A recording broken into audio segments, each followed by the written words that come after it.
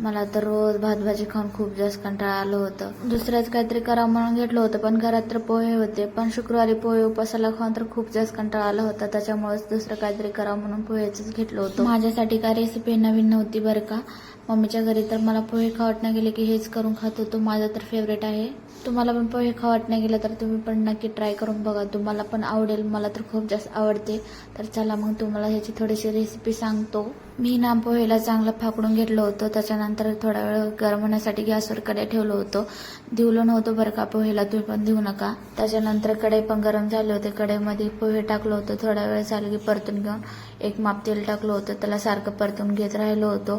त्याचा colour change होईपर्यंत तुम्हाला तर थोड्या वेळाच्या नंतर त्याच्यामध्ये मीठ तुम्हाला लागलं तेवढं मिरचं, त्याच्यामध्ये तुम्हाला मसाले टाकत असले तर टाकू पण शकता. माझ्याकडे नव्हते. मग दुसऱ्या कढईमध्ये थोडंसं शेंगदाणे तेलामध्ये काढून पण टाकू शकता. काय संध्याकाळी जेवण करून मस्तपैकी बाहेर जायचं होतं. त्याच्यासाठी रेडी झालो होतो. मी तर रेडी झालो होतो, पण हानीचं काम चालू होतं खेळायचं. तिला माहित नव्हतं मी रेडी झालेले. जर मला बघली तर रडायलाच लागत होतं. त्याच्यामुळे तिने रडण्याच्या अगोदरच तिला ड्रेस ते घालू होतं.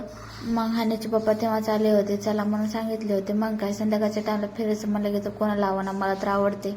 निघालो होतो. मस्तपैकी व्हॅली झोनला गेलो होतो. तुम्हाला तर कळत असेल आम्ही कशासाठी चाललो कशासाठी नाही. जर माहीत नाही गेलं तर व्हिडिओ कंटिन्यू करा, तुम्हाला माहीत होईल. मला तर वाटलं होतं की आम्हाला पाहिजे तसं ड्रेस भेटते का नाही, तसंच वाटलं होतं. पण लिवणारी मॅडम तर झोपीच गेली होती.